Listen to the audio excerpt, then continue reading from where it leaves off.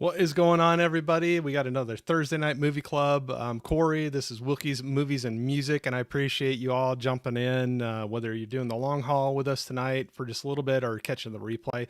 Always have so much fun doing this and reaching out, meeting new people out in the community, and hearing about their movies, their collecting, their love of the hobby, and if they got YouTube or social media going on, their journey that they've been doing with that. And tonight we got that happening again. So we got a couple on here that I've really enjoyed getting. I'm new to their channel. I'm digging into it still and loving everything that I see on that.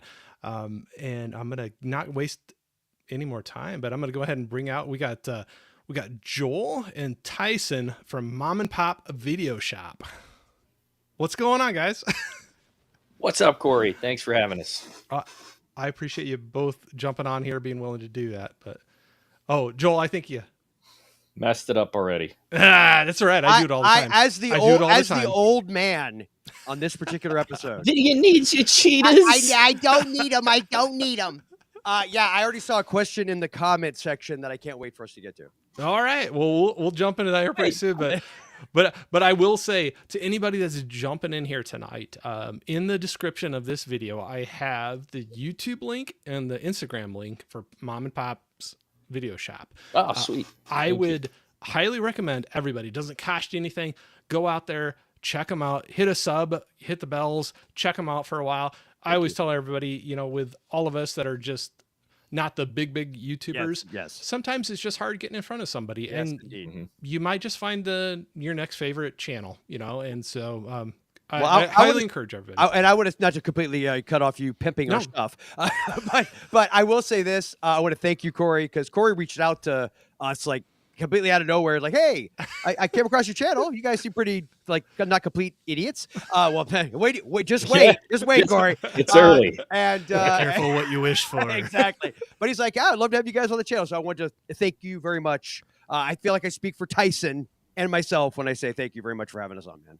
I appreciate it. I still get a kick out of like people actually wanting to come on and talk to me about things. Yeah, it is kind of a trip, right? Where somebody's like, "Yeah, I'd love to come on and talk about stuff." And you're like, "Really?" Yeah, cool. I was like, "You can go look at my channel first if you want to before you come out here." But no, I'm so excited to have you out here. We got some fun people jumping in here, and I know I'm gonna go bounce back and forth with talking like I was joking about earlier when we were backstage. Still doing that balance, but want to spend as much time as possible talking to you two about your channel, movies, and collecting. But the reason I do it live, and I know you've jumped out and you do it too, is having that fun interaction with everybody, real time as they're coming in here. So I'm going to run through and just say hello to some people real quick here. We got Acres of Movies in here saying hello and thanks. Hello, and you're welcome. You're welcome. Yes. Thanks for jumping out here. Anytime. Yep. Well, you got a question right off the bat for me. And that was the question I saw. Great question. I literally, an hour and a half before we started this, finished watching Silence of the Lambs for the umpteenth time. My kids had not seen it, so they have now seen Hannibal Lecter and Clarice Starling and all the shenanigans of Silence of the Lambs. That is one of my favorites. 7. So you're saying the next time we go out scouting, Joel, and Goodbye Horses comes on my radio, now they'll get why we're chuckling in the front seat. Indeed. Yeah, exactly. And but then I also mentioned we need to watch Usual Suspects and Heat. And the 90s was shockingly great because everyone always craps on the 90s for the horror. I am kind of a fan of some 90s horror. I will admit it. But thrillers, man. There was a lot of really great 90s. That was a great thriller decade. Mm-hmm. Yeah. Maybe my favorite. Well, there's a lot of great ones. And so that's the thing with even like Silence of the Lambs. There's a lot of people that will have the argument horror or not horror. And I'm like, I don't care. It scared the crap out of me when I watched it the first time, exactly. And I was pulled in. It had its hooks in. Did you see it in the theater, Corey? Yeah, me too. I remember it being like whatever it was, a 91, so 9th to 10th grade, somewhere in there. And it's funny because I remember, were you a Fangoria fan? Did you read Fangoria back in the day? I was not allowed to get it, but there was a good friend of mine that rode the bus, and we had a long bus ride that had Fangoria. Those were the best friends, weren't they? We were sharing seats all the time. Oh yeah. With them. Hustlers and Fangos. Yeah. Like, well, did we go to the same school? Yeah, exactly. Well, it's funny because like I was a huge Fango guy, but like when I was with my mom, she was way more strict. My dad was like, whatever. But I remember Fango in that early '90s when, especially, there was a constant debate. In fact, they had a segment in their section in the magazine called "It's Not a Horror Film," and they would cover things like The Crush, The Temp, Hand Rocks the Cradle, stuff like that, where like the studios didn't want to call it a horror movie. It was a thriller. It's, I think nowadays we get the elevated horror. That's what elevated horror was back in the '90s, right? It was like it's a thriller. It's not a horror movie. Oh, but they're good either way, whatever you want to call it. Yeah, man. You mentioned a couple already. Usual Suspects is definitely my favorite of the '90s thrillers, but I'm going to throw out, and we covered this on our channel. I'm going to throw out Bound. Oh yeah. Oh, nice. From 90. What was that? 90s. Yes. You had love Bound. You all have a video about that one on your channel. Yeah, I was. So I, like I said, I'll admit to everybody if I'm newer to your channel, but totally like you said, we started talking a little while back, but that's where I was like first coming across you, and I'm like, man, you guys.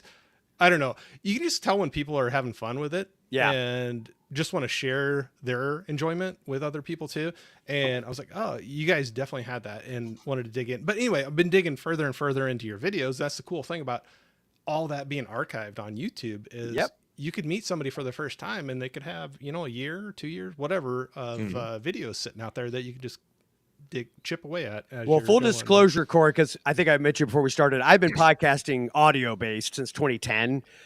We started the channel though. What was it? Last April, Tyson? I think April it's 2 years. Oh, sorry, brother. April. This April would be 2 years technically. Yes. Yeah. Time flies when you're having fun. Yeah, it does. I was like, wasn't it last April? I was like, oh wait, no, that was 23. It was April 23. But my point is, YouTube wise, we haven't been doing it very long in the grand scheme of things. Wouldn't it be great though if you said you were new to the channel? We're like, wait, what? And How dare you? How dare you? How do you not know who we are? Oh, come on. Out. I'm out of here. Throw the headphones down. Yeah. I'm firing my agent. Why did they sign me up for this? My agent deserves to be fired. Yeah. If I only had an agent. Yeah, well, that's true too. There you go. But I'm gonna do another quick. I'm having so much fun. You guys are you're great to talk with. I already can tell. Okay. But I'm gonna run through just. No, do it. I love hearing. I love comments. I love comments. We got Jeff in here, John Doe Juggalo, saying good evening. Good evening. See, I just said that in the Hannibal Lecter voice since we were talking about it. Good evening. Good evening, Corey. Good evening. Get some farva beans with that. We got Acres of Movies saying thanks. Also, who do you prefer as a performer, Susan Sarandon or crap, that's a hard one, dude? Knee-jerk reaction. I'm gonna say Sarandon. I love me some Ellen Barkin, but I'm gonna have to go Sarandon. I think we need. Hold on a minute. I know. You know where this is going with me, right? I love me some Susan Sarandon, but and Sea of Love. If we're talking about pure, watching. Well, it wasn't 90s, but speaking of thrillers at way too young an age, I love me some Ellen Barkin and Sea of Love. She looks like she reminds me of oh my God, I'm not even as old as you guys. Who? Her name. Give us a hint. Yes, I don't have IMDb open. For Pete's sake, Goldie Hawn's daughter. Really? Oh my God, dude! Really? I'm picturing her right now. Oh God! Wow! Hey, we're chat. Old. We're really old, and we can't. I totally picture. Help us out. Almost Famous. Yeah, I know who it is. Yeah. Almost Famous. Failure to Launch. Was she a failure to launch? Skeleton Key. Skeleton Key. It's right there. How to Lose a Guy. Kate Hudson. Oh my God! Thank you, Maria. I see Maria out there throwing Kate out there and Ryan. So.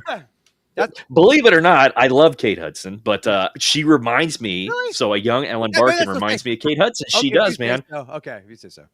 That's another thing I love doing. Do you need your cheetahs? Yeah, do you cheetahs?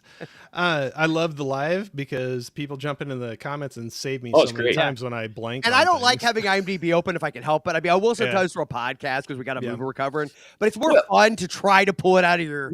We joked about this a little bit before we got on here. We said, I said we really do try to embrace that. Hey, this is a 1990s video store type of thing where you didn't have IMDb. You had two geeks in there that were pulling the stuff out of their ass, you And know, probably just making stuff up. Yeah, exactly. So that's. but we'd go in there and eat it up, though. Yeah, we would. Yeah, we would. Oh gosh. We have so Maria that was like bailing us out on Kate Hudson there right off that she was in here saying hi to everyone and saying quick hello. Hello. Thanks Maria for jumping in here. We got Our Life in Horror. Sam, hello. Say hi to Sam. Howdy. Brendan. We got Holland Oates in here saying, "Hey Corey." Hey, Holland Oates. I love that. Holland Oates. He's got the greatest name. Yeah, it's great. No, Acres throwing the questions out. We'll try to hit as many as we can, but you know, like running through here. But we'll try to keep it moving. But Acres has what are the best action movies that I have on VHS? Yeah, there you go. Because just so we're clear, and here I'll just give everybody a quick little pan here. So this whole thing, it goes all the way. That's all VHS all the way down, and then I've got over here like there's this shelf with stuff on the other side, and then there's shelves in the back. So we got plenty, and I would say actual VHS with action. I do have like a little action section. I have a lot of Jean-Claude Van Damme for some random reason. Nice. As far as, and I mean, I've got like, you know, I'm just drawing off the top of my head, like Daylight, Cliffhanger, First Blood, Rambo 3, Red Heat. I mean, just a lot. It's very random. My collection. Action Jackson. But the main section behind me is the horror section, and that's where you're going to get the best covers, in my opinion. So, like, we got, let's see here, boom. I didn't know I was bringing props, did you, Corey? I am the Gallagher /Carrot Top of podcast now. So we got Fright Night 2. And what I love about this, I actually have the poster from a video store from when I was a kid, still intact, hanging on the wall behind me, back behind that cabinet. I love it because it's so minimalist. And it's so 80s. Like, I mean, is that not the most favorites. 80s? Just everything that's about perfect for it. Yeah. That's perfect. So that's one of my favorites. I mean, there's a lot, dude. There's so many. Unlike Joel, I'm going to stay on point. And since we're talking about action, the two that were in arm's length. Yeah. I've got Escape from New York. Oh God! And how about this for 90s action? True Lies, my friend. Oh, there you go. Yep. There you go. Yeah, so I mean that was one that's we were waiting for that 4K to come out, and that finally happened. And I didn't see the 4K. I heard is there like a whole thing? Because I'll see like headline, you know, you're going through YouTube, and there's like a whole thing where they used AI to do something to it, and it looks weird or something. Is that a thing? I can't remember if that one was AI or they just whatever they used was to clean things out too much. Yeah, and they thought the faces looked waxy. Got it. I'll tell you what though, I'm probably like simple and people will make fun of me, but like I'll throw a 4K in. I love that people will like to deep dive and do the pixel peeping, you know, and like get all in there and get all the text. I'm just like, man, it looked good to me. You know, I had fun watching it, you know. I'm the kind of guy who'll pop in a VHS tape. Yeah. So obviously I don't care. Yeah. There's certain movies that I refuse to own on any format other than VHS. There you go. Well, okay. Do you have one? I'm not to put you on the spot, but do you have one that just pops to your head? That would be one of those? Texas Chainsaw. It's not in here. It's in the other room. But the only copy of Texas Chainsaw Massacre 74 that I have is on VHS. I can see that. It's dirty, gritty. It's a dirty, gritty movie. Yeah. I don't want to see that in 4K. Well, and I've never watched Friday the 13th in 4K. I've got it on all the way up through Blu-ray, but I've heard that knock on like something like with Savini's effects because they were never intended to be that clean. Mm-hmm. So as a result, you can see the lines. You can see when Kevin Bacon's getting the spoiler alert when he's getting the arrow through it. I know. I know. The people that like that stuff are the same people that when they were kids, they would open all their Christmas presents early and then rewrap them because they wanted to spoil the magic. And you're not one of those people? No. Don't tell me what I'm getting. I want to wait till Christmas morning. I don't want to see the magic. I want to believe. I want the surprise. Sam was jumping. It just subbed. So there you go. Oh, thank you. Awesome. With a name like Our Life in Horror, we will get along very well. I think you're going to dig it. Yeah. Sam and Brendan are a cool couple. They got a horror YouTube channel going on, and a lot of people that are throwing in here, throwing in the chat. It's kind of cool where I did this for a long time, hanging out in the chats with people and getting to know people in chats of other people's live streams, and it's kind of a cool way to connect and find new channels out there to go out and check out. But we got Movie Hunter in here saying, "Evening, everyone." Thank you. I'm going to try to at least hit people that are jumping in and say hi for sure. Man. Like I said, I'm still balancing it all out, but I don't know how to pronounce that. But I'm gonna go. Well, actually, it's my initials, JGR. Okay. Seriously, is that JB or JG? No, you JP. definitely need your cheaters. Wow, I need my.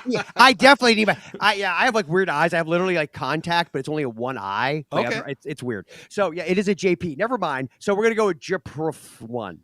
There you go. So howdy, folks. Just leaving a like and sharing out. I appreciate that so much. Thank you, man. That's awesome. You're going above and beyond. Like, appreciate all that.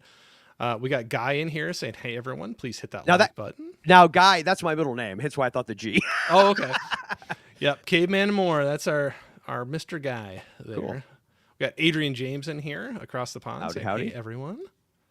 We got Gizmo in here, another across there in Norway. My good buddy Corey is in love with a naked dog. Don't judge. So Gizmo, I'll read most of his comments, but he loves to push. He likes to test me out a little bit. Okay.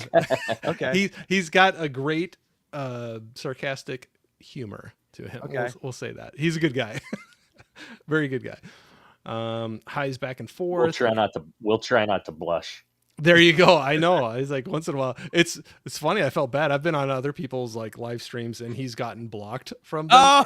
Just totally being funny, just like trying to be funny with me, and they just don't know the relationship there. And I get you. Yes. Yeah. Yes. Trolling is fine when it's amongst friends. Yeah. A little jabbing, here and there. Yeah. But we got Larry, the Horcat Dad, in here saying happy Thursday, friends. Thanks for jumping in here. For sure. Like I said, if I miss anybody's, it's not on purpose, but I want to just keep things rolling. But I at least want to say hi to people that jump in, like 80s Made in here saying, "Hey, yo, thanks for jumping in here, sir." We got Culture Trini in here saying, "What up, what up? What up, Trini? What up, indeed." Thank you, sir, for jumping in here. Always appreciate the support. I probably sound like a broken record, but it's so cool. No, I get that. To have people actually like show up and want to listen. Somebody actually cared enough to leave a comment, let alone a thumbs down even. You're like, well, thanks. At least you paid attention long enough to realize you didn't like it. You acknowledged I exist. Yeah, there you go. There you go. So no, it's pretty cool. Ryan just saying hi there. I'm gonna roll through these really, really quick here. We got Movie Hunter saying chat is hopping tonight. I know you guys like to make it difficult for me because I got to try to like balance the whole thing. We got Jamie Hart in here saying hello. Thanks, Jamie. Howdy. All right, speed run. I'm going here. We got Jay Cation in here saying, "Hey Corey, hey Jay, how's it going, man?" We got Johnny in here saying, "What's up, cool kids?" Thank you for the assumption that we're cool. Thank you for defaulting to that. Cool until proven. Yeah. Otherwise, it won't take long. Yeah. Well, it definitely doesn't take long for me. All right. Real quick, and I'm going to put a star in it, but I saw one Jane Doe Latte. We got Nikki in here saying, "Have a great stream, Corey. Good night, everyone. Thank you for jumping in." Okay. I'm going to put a star in that one, and we'll get back to there. Well, like I said, I'd like to jump back and forth because I love having that in there, but I have a limited amount of time with you two, and somehow I twisted your arms to come onto my channel. But not much twisting involved. Well, there you go. So you said together the YouTube channel is somewhat newer to you, within 2 years of doing the channel. What got you kickstarted to want to do this together? What was the connection between the two of you, and what made you say, like, Joel, you were talking about doing the audio podcast. Like, what made the two of you want to come on and do the videos on YouTube? Tyson. Would you? Would you like me to? I'll let you. I could tell the romantic story of how we met, and then do that, and then you can maybe go into how we started the channel. So. I was in corporate sales and marketing and customer service for years and years, and I was freaking miserable, man. No. Yeah.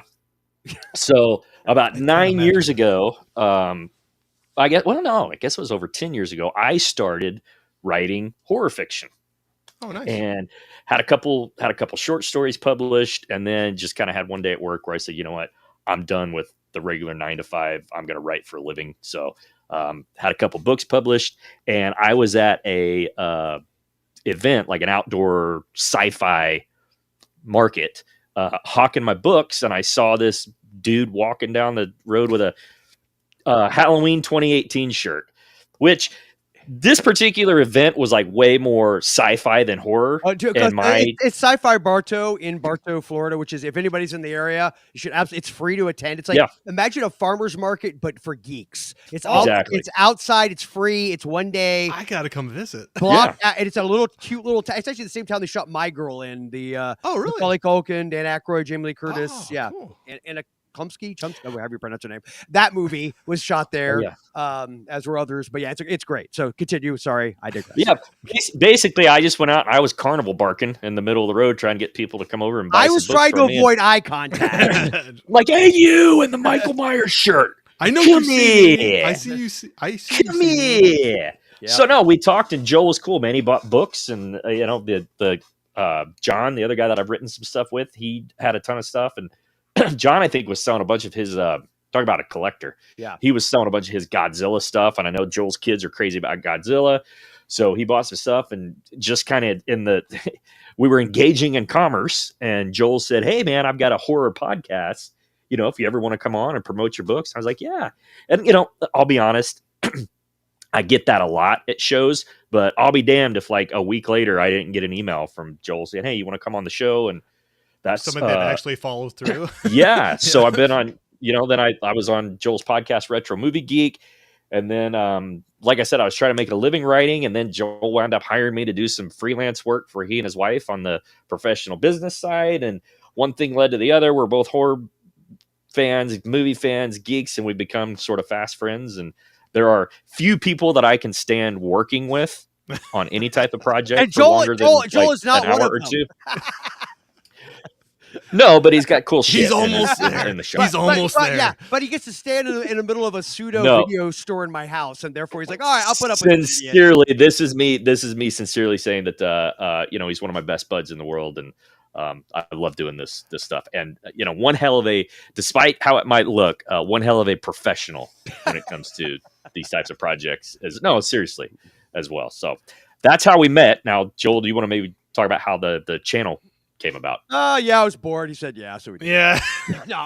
Yeah. So basically, so more full disclosure, I was a wannabe Spielberg. If you ever watched the show Dawson's Creek, I was like James Van Der Beek, but not nearly as good looking. In that I was like obsessed with Spielberg. I wanted to make movies. I was going to be Mr. Hollywood, and all that kind of stuff. Unfortunately, there's this thing called life. Kids. Yeah, I don't know if you've heard about life. So I made some short films back in the day. I shot my first like stop motion short with my cousin Chris when I was like 8 years old. We used Star Wars figures and these little rubber gorilla things, which I wish to this day I could find because it's probably hilarious to see. And I did some short films. My one claim to fame it was a few years before we started having kids, and then having kids turned out was my claim to fame. But I ended up doing one short film that remember we mentioned Fangoria. That was before we started recording. I think we talked about Fangoria. Yeah.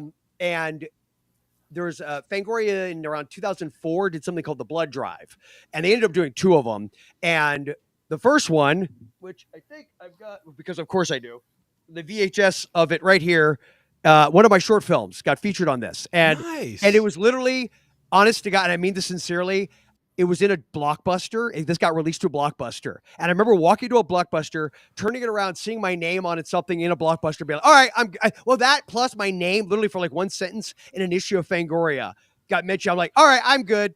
You almost dropped to the ground. I was like, some people aspire to be like super rich and make like go win a Academy Awards. No, not this guy. Blockbuster. I was in a Blockbuster and any video store, quite frankly, and got my name in Fango. So all that being said, and I'll try not to hack my my lungs out on your podcast. So I did all that. I made a feature around 1999 that I think we ended up selling like 30 VHSs of, and my buddy Terry and I did it together for like $5,000.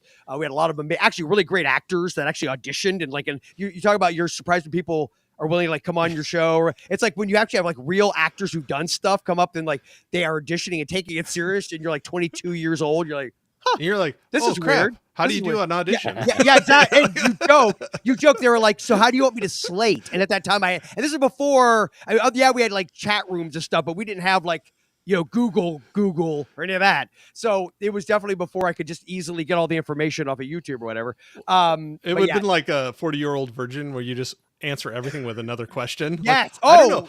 How do you like to slate? How do you like to slate? Exactly. Just do whatever you usually do.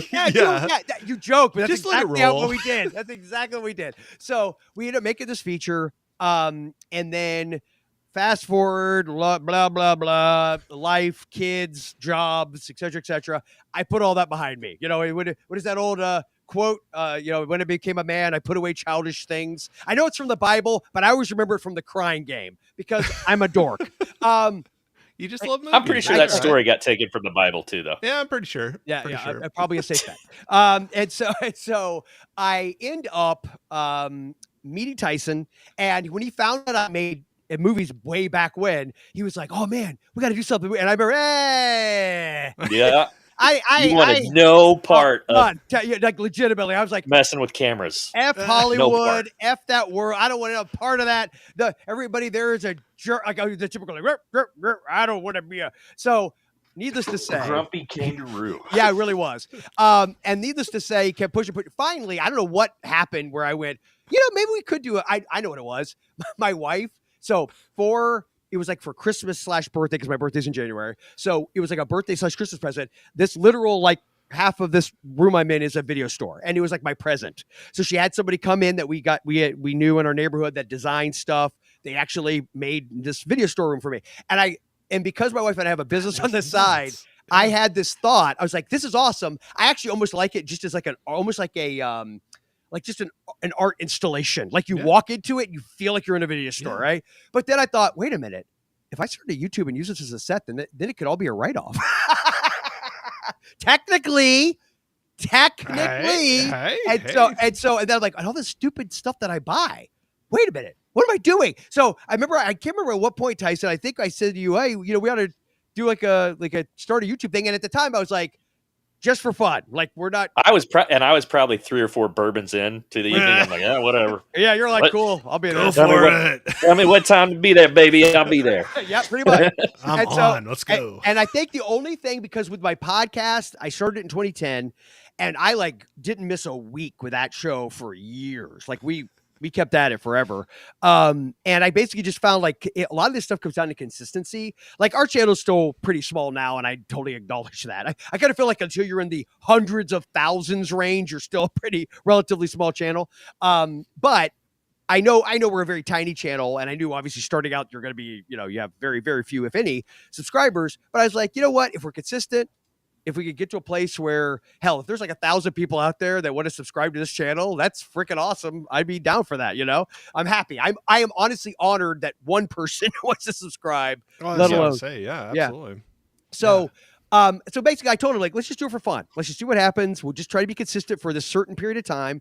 And so we've gotten into this pattern where he comes over for 3-4 hours. We shoot 2 months worth of, we call them reviews, but they're more recommendations. Although I didn't want to come across we usually pick movies we love anyway. But it's are we seeming like shills because we don't ever talk about stuff we love? But I was like, yeah, if we're shills for for Action Jackson. Yeah, for 30 and 40-year-old movies, I guess so be it. It's a fun movie, man. Yeah, it is exactly. Plus, let me be frank with you. The great thing about doing movies you love is that if you run out of time to actually watch them beforehand and don't do your homework, you could pretty much pull it out of the memory banks at least a little bit. Right. And the other thing we wanted as a criteria is we wanted to make sure we had that movie that we're talking about in some physical form. It could be a Blu-ray or DVD. Prefer VHS. I have several laser discs, and I saw somebody in the chat put CEDs, which I can't remember what I'm going to have to make it. Something electronic disc. I feel compact electronic. I don't know if compact. Maybe it was. I don't know. But I actually do. I have. I think a Friday 13th 4, First Blood, Poltergeist, Christine. I'll have to see if I can grab them before we're done here. But I have a few. I don't have a ton, but I have a few of those. That was one I was going to throw out there when you're talking about Action Jackson. This is one that I don't know why it came to my mind, but Remo Williams. Show it, Tyson. Hey, Tyson, come on, buddy. Oh, booyah! Oh, there you go. And not to pat myself on the back. Why do you have that, Tyson? Because my good buddy Joel got it for me for Christmas. What a good guy. Because that's what you do with your buddy. That's what your friends do. What I knew. There's a 50 cents. There's a 50-cent charge if I don't rewind this son bitch. Well, you better rewind it. But side note, my favorite tapes to get are the ones came from a video store. Oh, they're cool. Yeah, and especially if it's not completely rewound, because in a weird way, it's like it's frozen in time. Like somebody stopped it. Then. Yeah, somebody 30 years ago in like 1980, whatever. Just like I don't want to, or I didn't want to bother. I'll pay the fee. They cashed out. Yeah, or they didn't want to bother rewinding it or whatever. I don't know. There's something about that. I actually don't ever. I almost never play those tapes just because I want to keep it locked. Oh, that's funny. Yeah. There's a lot of VHS tapes I have that I used to buy them used from Blockbuster when they would a new movie would come out and they'd buy like a ton of them and they thin out it when it got older. So I still got quite a few that have the little Blockbuster stickers on there, and they'd have their little funny saying on there. I can't remember some of. I have to grab those sometimes. I need to share. I was a hipster before being a hipster was even cool. You started, and then was it ever cool? Tyson? Was it ever cool? No, but we talk about this all the time. I am proud of the fact that I have never in my life had a Blockbuster card. I was so podunk. Growing up, the closest Blockbuster was like an hour and a half away from me. So I still got my last card. With little laminated card. I still have that. I think I've been into a Blockbuster maybe twice in my life. Everything else has been the biggest chain was when I was in college. We had Hollywood Video and Family Video. So we had a Family Video too. Yeah. That was the thing. I live out in the country. I still live out in the country, and I was one of the early adopters to the Netflix when they were shipping out DVDs. So that was the coolest thing in the world. I'm like, what? I don't have to go 30 minutes into another town to go. You'll just ship, and I'd just keep that queue full of what movies I wanted next, and as soon as you shipped it back, you had another one showing up at your door. It was great. I thought that was a pretty cool deal. Yeah. So where did we leave off, Corey? I don't know if you want to do chat or I honestly don't remember where.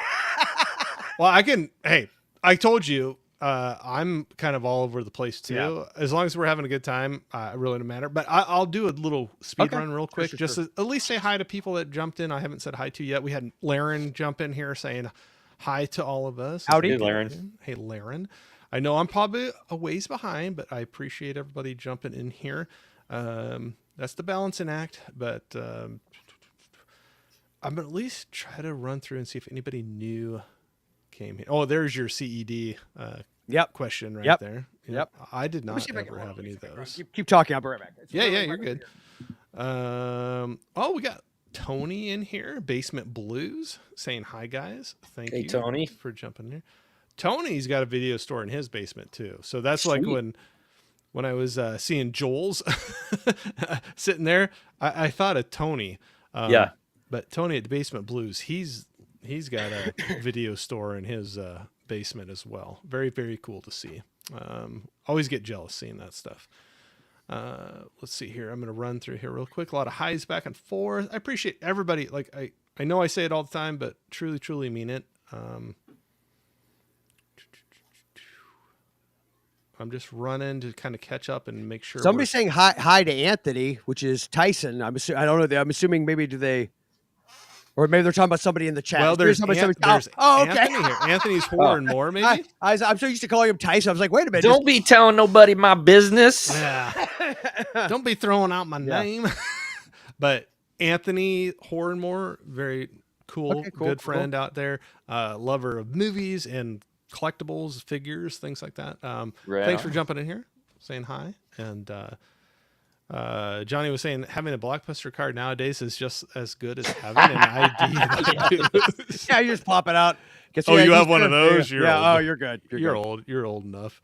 But I'll put another pin in it because having a good time, I'm going to utilize our time that we have tonight. Okay. Chat, I love you all being in here, and I will jump back out there, but I'm going to probably jump by a lot of the highs back and forth. But there you go. So Poltergeist on CED. I think I had Friday's version before. I actually think I gave it away to a friend of mine now that I'm thinking about it. But Poltergeist I still have. Let's see here. I'm just gonna throw them on the ground. All right. And First Blood. Of course. Yo.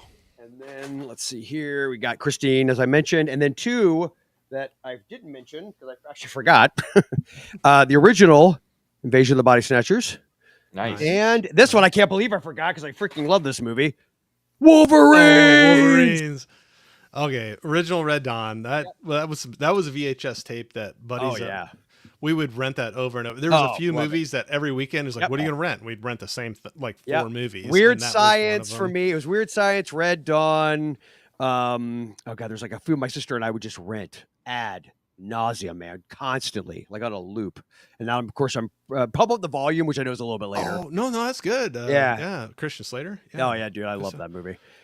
Yeah, we got in a little run where it was like a Red Dawn, House, and Halloween 3. I don't know. The first time we got Halloween 3 though, we thought we got the wrong movie. Yeah, because there's no Michael Myers. Yeah, I know. I love Halloween 3. I love it. But I remember being a kid and had older cousins, and I remember them all. I remember being around when it came out in the theaters and them all griping. Yeah. I remember that them all sitting like, "Oh, it was stupid. There was no Michael Myers." It was still good, but we loved it after the fact. But I remember the first time we put it in, and we were like, "Did we get the right?" Because we've had instances where you're renting from the VHS store and the wrong tape was in the case, or something like that. Yeah. Somebody put the wrong one back in there, or they did it on purpose just to give you a little rile when you got home. But House, that was one I remember watching and like, are we supposed to laugh at this? It was like the first time seeing horror and because there was moments in it that were pretty intense if you're a kid. Yeah. But like, am I supposed to be laughing movie right now? Great poster, by the way. Another one. Oh, Ding yeah. Dong, Doorbell. Head. The doorbell. Top 10 80s poster. Yeah. Absolutely. Yep. So you're already, I got to feel a lot of 80s, a lot of 90s love in the movies that you got. So on your channel, when you're doing some of the retro movie reviews or the horror reviews, are there any movies, like how do you come about which ones you want to review next to throw out on a video? Well, I'll say for me, and this is going to sound super intense. Half the time I'm like, oh crap, we're recording next Wednesday. I've got 3 days. I'm never gonna have time to watch all of these. So I'll think, like, for instance, I'm not going to guarantee there'll be one about Silence of the Lambs, but being that I just watched it and he and I are recording it in a couple weeks, that could be an upcoming review. So, just because I'm an a-hole, that you're when gonna I come, the very first movie I'm going to review next week is going to be Silence of the Lambs, just so I can mess with you. There you go. Of course. But yeah, I had heard a story. We've talked about this before. Now you talk about going off the rails, but I heard this funny story that back in the day of the Rat Pack, Dean Martin would do that to Sinatra. He would go out before him and sing every song that Sinatra had planned on singing. He'd be like, hey, here he is, the leader of the pack. Sinatra. Frank would have to come out and on the cuff, come up with a whole And if there's anyone that I think we should be comparing ourselves to, Frank Sinatra. And there you go. Sure. There you go. 100%. Exactly. First one I was I'm kind of the same way. I just sort of look at the shelf and say, what do I have handy that I dig and that try to remember if we've done it or not. I will try to be fair. If I know an anniversary is coming up for something, if I know there's a holiday that we could tie it into, or at least a seasonal thematic, like Misery just came out, but I knew it was going to drop in January. Misery is very much a January type movie. When you think, I don't think it actually released in January. Or if even if like I knew a movie released at a specific time, and I can draw that, I'll sometimes do that, but by and large, it's like, hey, I feel like covering toy soldiers. You put way more effort into it than yeah, I do. I probably do. The truest sense of a night, we joke about this all the time. It's like if you came in on a Friday night, you said, hey, I got Domino's and my girlfriend cooling down and the 1990 Ford Probe, I gotta rent something. And I just like, that's my philosophy. I'm just like, oh, this is awesome. Check it out. That but I will say, cool. I try not to get the not that low hanging fruit, is not great. Silence of the Lambs is a fantastic Academy Award winning movie, but I generally try to get maybe some of the lesser known deep cuts and throw those out there, just because that's what I would have appreciated had I walked into a video store in the 90s. Is something that not everybody's talking about. So have you ever, when you're running back to some of these movies that you have a great nostalgia for, have you had any that it's been a long time since you've seen them, you decided you want to review it and it hit differently than you thought it was going to next time around? So we need to let everyone know about CND. Have you ever heard of CND? Yes. Cinematic It's a disorder. Okay. It's a real thing. There's no reason to be embarrassed by it. It happens. It happens to everyone. It does. There's no need to be embarrassed by C&D. Yeah. So my buddy Jason Grooms and I, years and years ago, we did a show called Forgotten Flicks, and that was something we came up with. We would refer to it as C&D. Now, C&D could be one of two things. It could be like you love this movie, and then you rewatch it, you're like, how did I ever love this movie? But yet you can't let it go. Like a good example for that would be Munchies. 1987 Munchies, Harvey Korman. I know, look, I'm gonna tell you right now. I know it's not a great movie. I know Munchies is not a good, I logically, intellectually, I've watched enough movies. I know.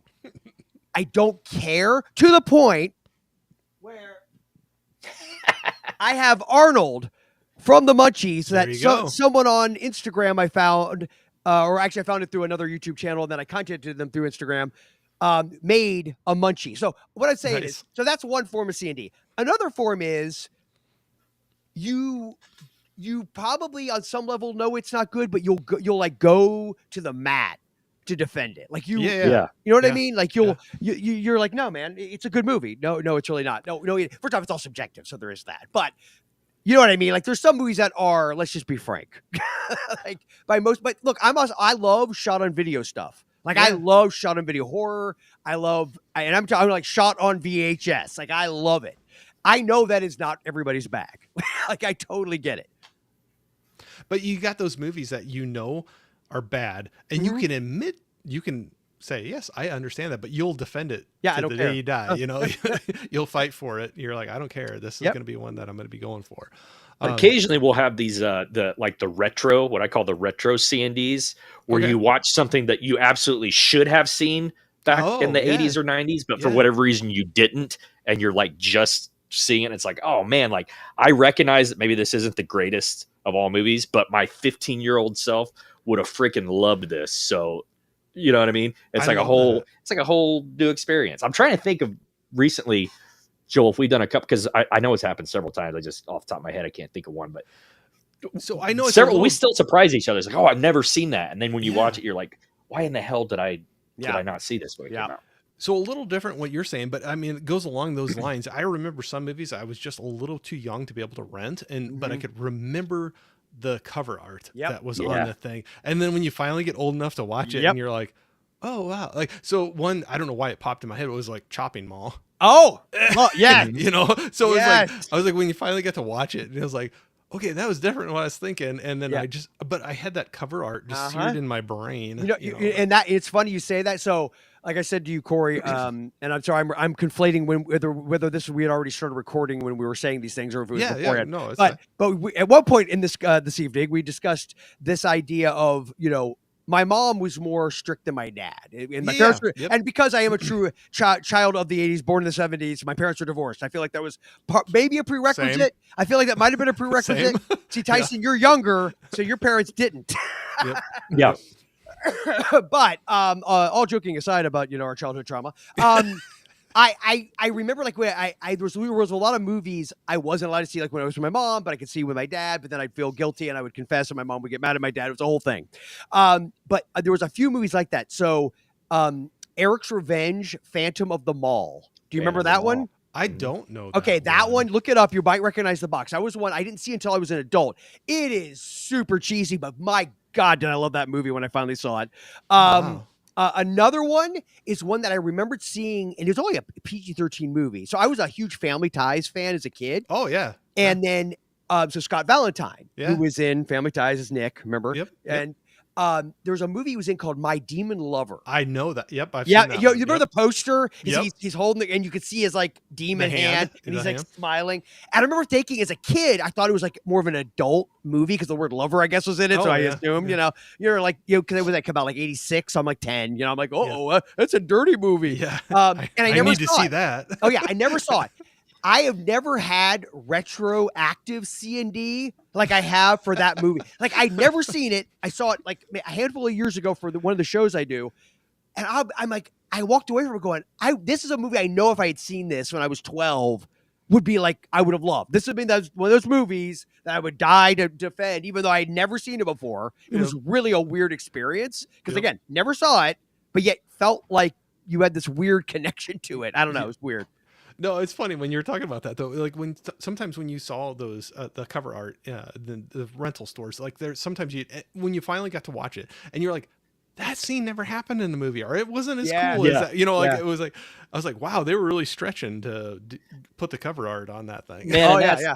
when it comes to nostalgia, that's like I actually feel bad. Like I've got a 10-year-old daughter, and I feel bad that she's never gonna have that experience of walking into the video Oh, store. the cover art, yeah. And I mean, now, yes, there's still physical media, but let's be honest, man, the artwork today is AI lazy crap. It's you're not getting Or those it's like, Nightmare I on guess Elm Street Photoshopped. posters anymore. Yeah. Yeah, you know what I mean? The Like, photoshopped heads floating. Yeah. Oh, yeah. Ever since I love same way. Scream, but ever since Scream 2, that has been the format. Yeah. But unlike Joel, my parents, and we joke about this all the time, they let me watch pretty much whatever I wanted to. I was that kid at 8 years old and younger watching all the Friday the 13th, everything. You were the one we were jealous of. Yep. And believe me, it did its fair share of damage to me. Trust me. No, but I can remember like some of the cover artwork. There was movies that I wouldn't rent because it scared me. Evil Dead 2. I didn't want anything to do with Evil Dead 2 because of the skull on it when I was. I remember the back of the box when you turn it over, and it's the shot of Hash's after the hands. Spoiler alert! After the hand's been cut off, and it's like it's coming at it, and you could see like the stump. And I remember that really freaked me out for some reason. Yeah. And then cut to like 2 years later it was like the last Halloween ever went trick or treating. HBO had a triple feature, and Evil Dead 2 was one of them. And I recorded. It was like Evil Dead 2, Hellraiser 2, and I think it was like a movie with Kelly Preston called like Spellbinder or Spell something. And why do I know that commercial? Yeah, it was because I put it on one of our Spooky Flick Fest. That's probably why. Oh, okay. But basically it was this triple feature, and I remember I recorded Evil Dead 2. And honestly, you have those moments you remember, like where you see a movie at like just that perfect age, like 13 years old, and it just changed. On a loop, man. I was obsessed. That's another one I was just obsessed with over and over. But prior to that, just seeing the box totally traumatized me. Mm-hmm. Yeah. Oh, I can see that. So Tyson, you were throwing that out with your daughter, so all of us, it sounds like we got the nostalgia for the video store, being able to go in there, look around, talk to people. And you were saying like, she wouldn't have that experience. What are some memories that you have of video stores that you think that you have that strong tie to it? Anywhere from being able to walk around and see all the cover art to talking to somebody to get recommendations, or what pulls you into that? So again, my happy place is not Blockbuster. It is not Hollywood Video. It is not Family Video.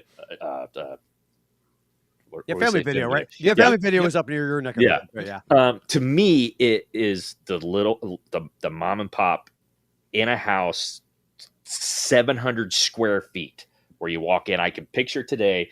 I remember what the door sounded like. I remember the floors creaking. I remember the carpet, the smell. There was one shelf right down the middle of the walkway with films on either side. Those were pretty much the new releases. And then on either side, there was like 3 or 4 stalls, and each stall was a genre. So there was a horror and a comedy and a kids and whatever.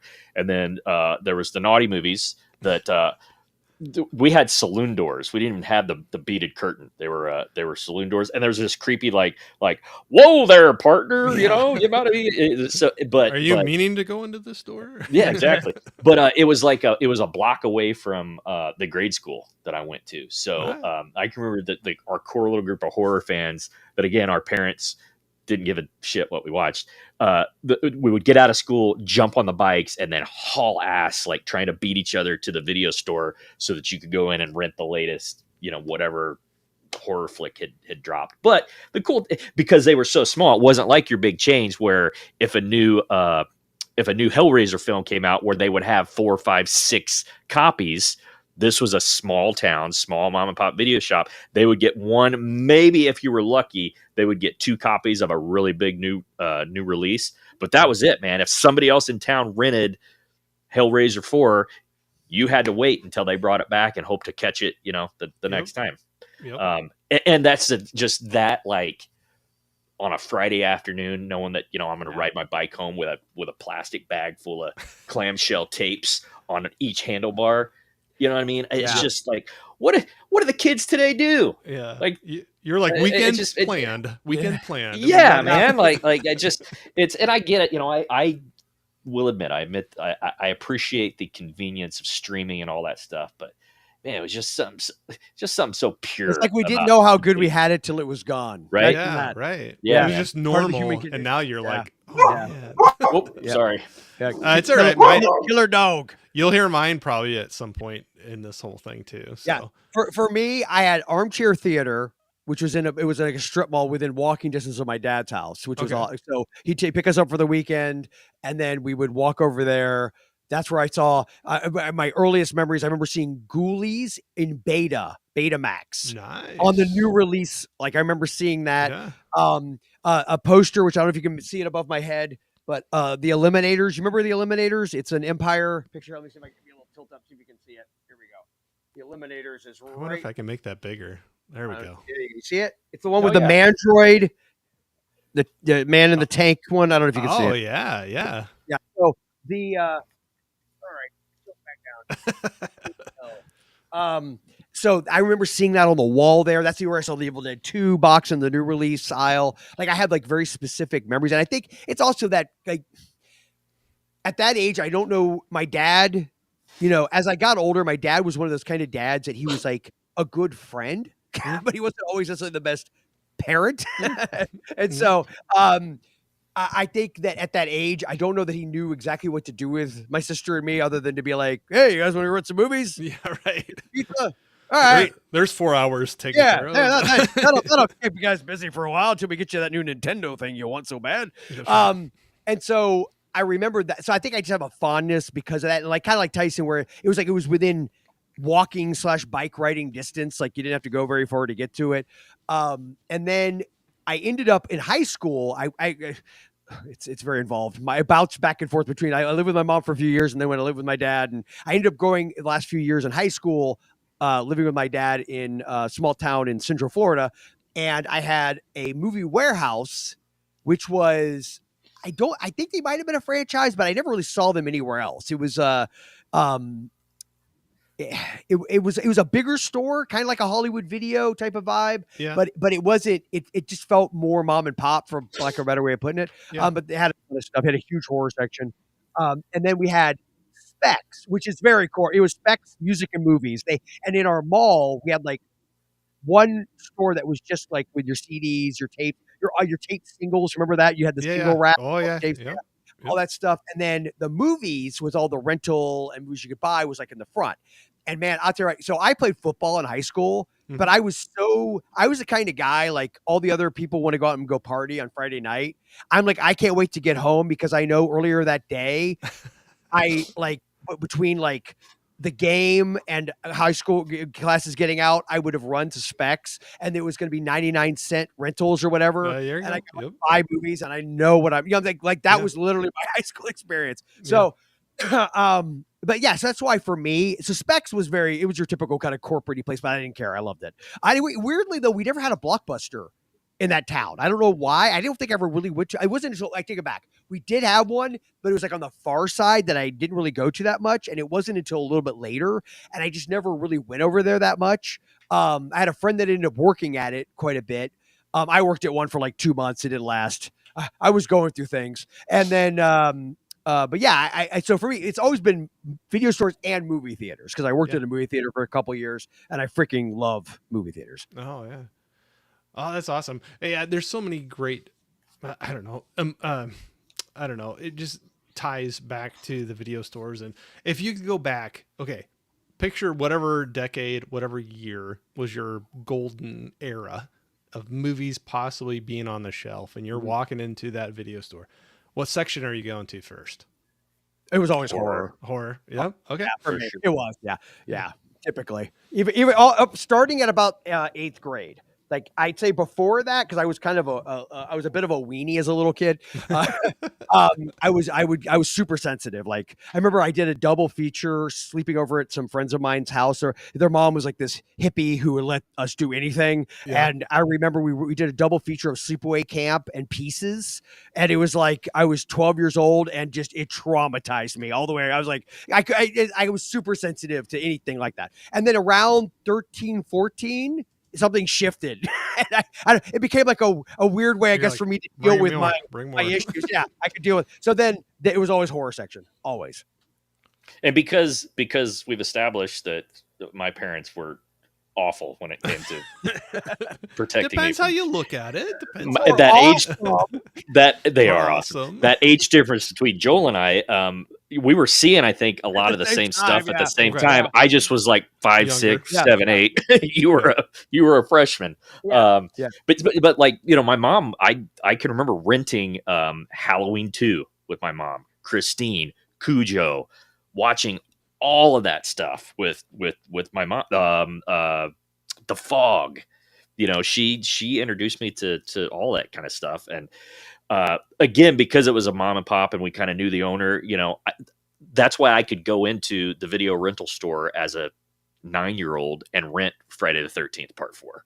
Nice. Because, you know, there wasn't, oh, you got to be 16 or however to rent this. Like he didn't care. Well, the thing was, like, I wasn't going through the saloon doors. I didn't give a damn about any of that stuff. You know, I wanted the horror stuff. And again, I started at such a young age that I've never outgrown it. I mean, I liked action.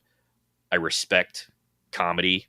Didn't really get into drama until I guess it's one of those things where, like, when I got into my teens, that's where I started appreciating film as opposed to just horror films, if that makes sense. And that's when, like, The Godfather and Raging Bull and all the Scorsese stuff, you know what I mean? And I had a buddy that's when I started getting, introduced me to Casablanca and Peter Lorre, and, you know, going way back. And I started getting into film as an art as opposed to just horror movies. And my parents, because my dad was like, I think he was like, my dad was born in 43. So he was like, you know, World War II baby. My mom was 51. She was a true boomer. But they both, growing up, I was always exposed to like Hitchcock, you know, Arsenic and Old Lace, The Bad Seed. You know, there was a lot of films of other eras that I was just like with music, which I feel like those of us that were, you know, born in that time frame, like the boomers kind of controlled all of that. Sure. It's so funny. You go back and watch stuff from the 80s and how you can see the influence of their childhood of the 50s on it. Like how many like Heavenly Kid and just like all of the different. Gosh, I forgot about that one. I love that's another one my sister and I rented ad nauseum. I forgot about that one. Yeah. But yeah, I think, and also it's funny you say that about them not caring, Tyson, about what you rented. It was also kind of an era, and I know you're a little bit younger than us, but I feel like this was us. You would have still been in the age. Like I remember my wife would say she would be sent to the like corner store to get cigarettes. Yeah. For her mom kind of thing. You know what I mean? Yeah.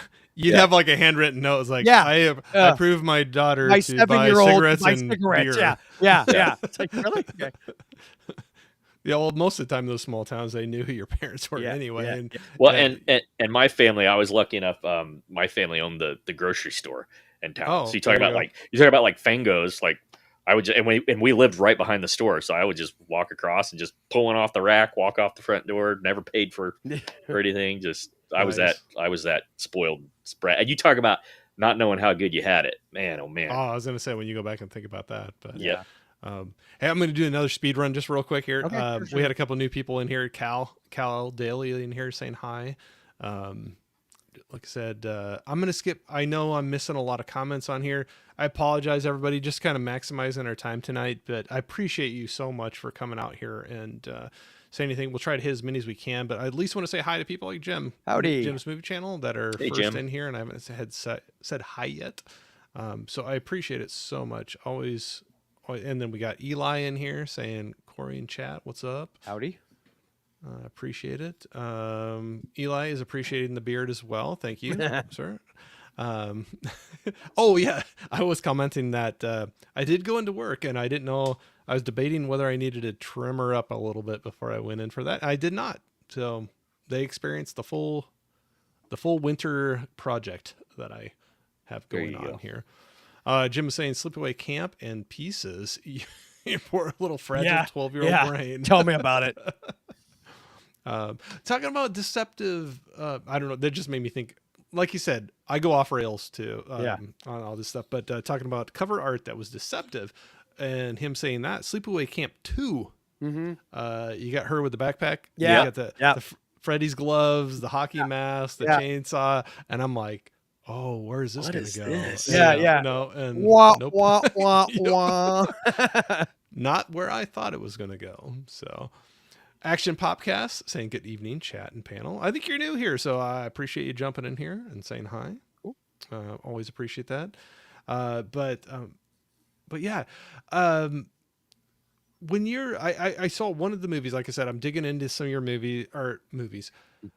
videos that you have on the channel, and you're doing a live stream not too long ago with saw a couple buddies of mine like Gareth from Video Tasties on there. You're talking about some gateway horror movies, I think was the topic, or things to introduce people into that. Do you have any like go-to horror movies that you're like, you got a buddy you work with or a friend, whatever, they're not a big horror fan, that you're just like, you're not saying they're the greatest in the world, but maybe it's kind of some back pocket ones that you're just like, oh yeah, try this one out, and kind of Serbian film. No, I won't even watch that, dude. No, I have not watched that, and I've been kidding. I have a couple people that I have a line for my. So you do you. I believe in free speech, so you do you. As long as I was actually literally being harmed, I'm cool with it. I know for me, I don't think there's enough like bleach that I can scrub my brain out with. No, I know enough to go. No, that ain't for me, bro. I have some friends that want to hurt me, and they keep on throwing that one out there, and I'm like, no, I've heard just. I'm anxious to see what you guys have to say though, and then. I think it would. So, for me, I will start down the. I suddenly turn into like a census taker where I'm asking like a series of questions. So, gore. Like, do you like action movies? Right. It's like I feel like you gotta figure that out. So feel it out a little bit. Yeah. If they tell me like, oh, they don't like gore. They want scary, but they don't necessarily want to be like traumatized. I will tell them now. This is a personal favorite of mine. Yeah. In fact, I've got the poster with a different title behind me, so it was spoiler alert. It was shown earlier when I showed the other poster. I did see. Here we go. Yes, the original. Forget all that remake nonsense. The original Black Christmas from 1974 is. It's so funny. People watch it now. They're like, "Oh, that movie just like all the others. The calls are in that." No, that's the first one that did it. Yeah. Recognize your elders. Yeah. Come on. No, respect. Respect. And Olivia Hussey, R.I.P. Unfortunately, the world lost her recently, which sucks. But yeah, it's got Olivia Hussey, Keir Dullea, I think is how you pronounce his name. The guy from 2001: Space Odyssey played Dave. John Saxon is in it. Dude, it's such a Margot Kidder. It's like as soon as you start talking about people like Andrea Martin, it's like all the people that are in that movie.